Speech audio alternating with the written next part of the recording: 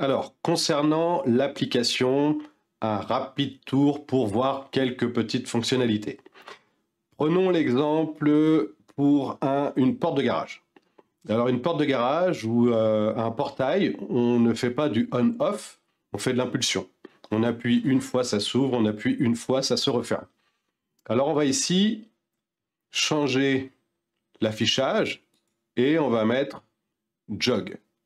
Alors, on peut le faire ici comme j'ai fait pour l'ensemble, pour les 4, et on peut le faire de façon individuelle pour chaque relais. Donc ici, on va dire que le channel 1, c'est le portail. Alors, on peut facilement le renommer. On va mettre, par exemple, portail.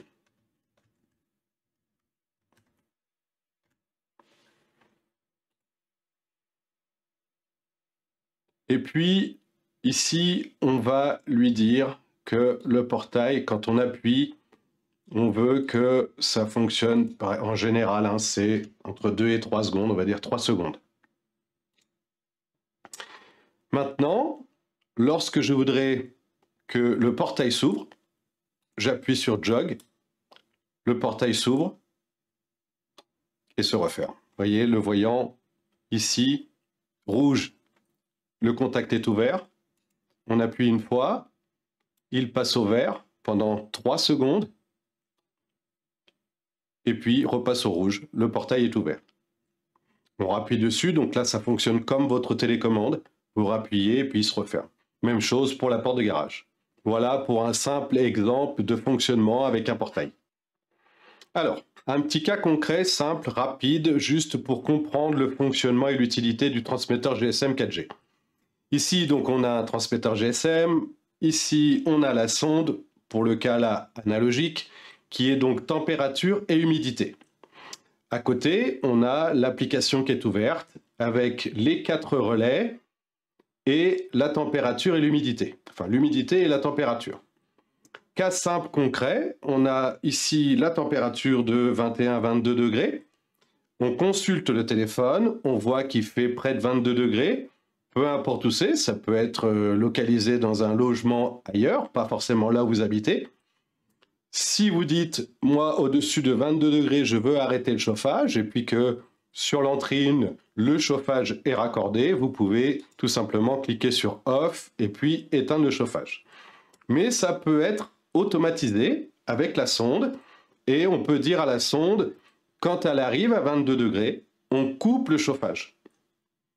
De la même façon pour l'humidité, on peut mettre en route la VMC, la ventilation ou autre.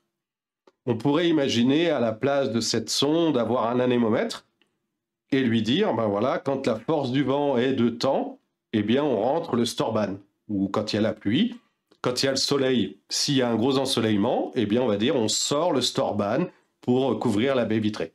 Voilà, une simple démonstration. Alors, concernant les entrées.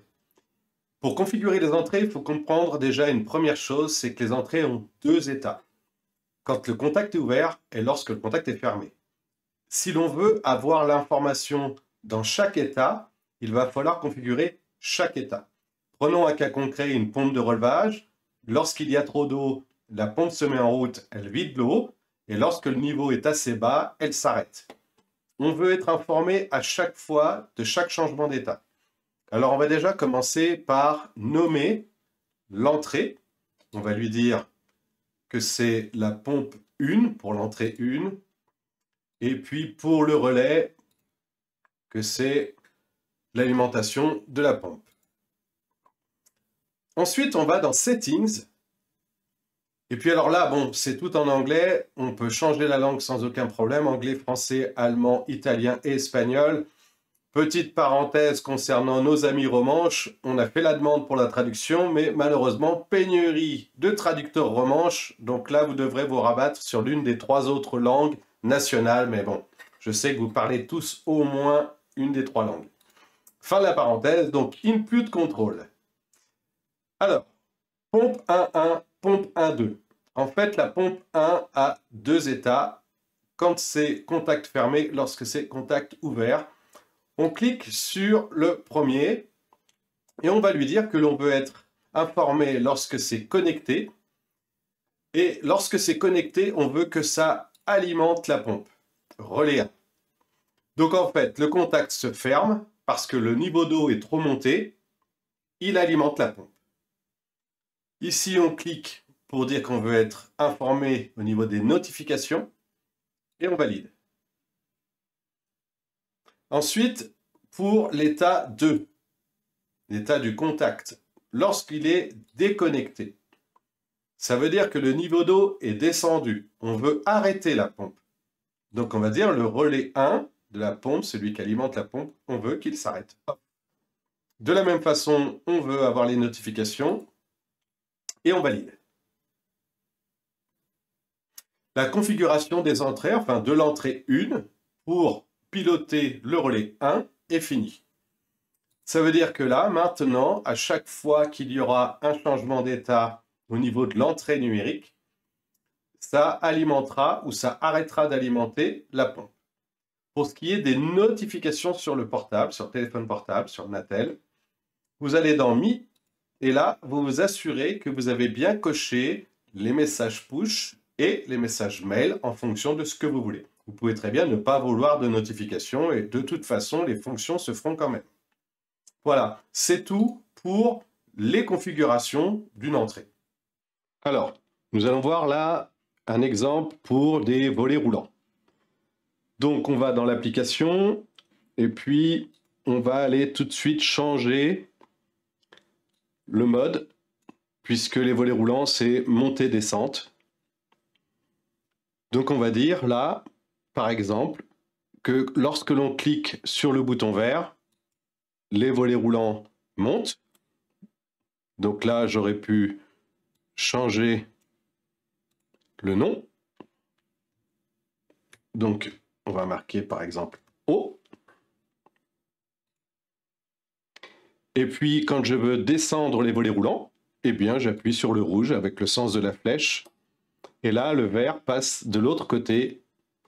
Donc, on peut renommer, évidemment, et on va marquer bas.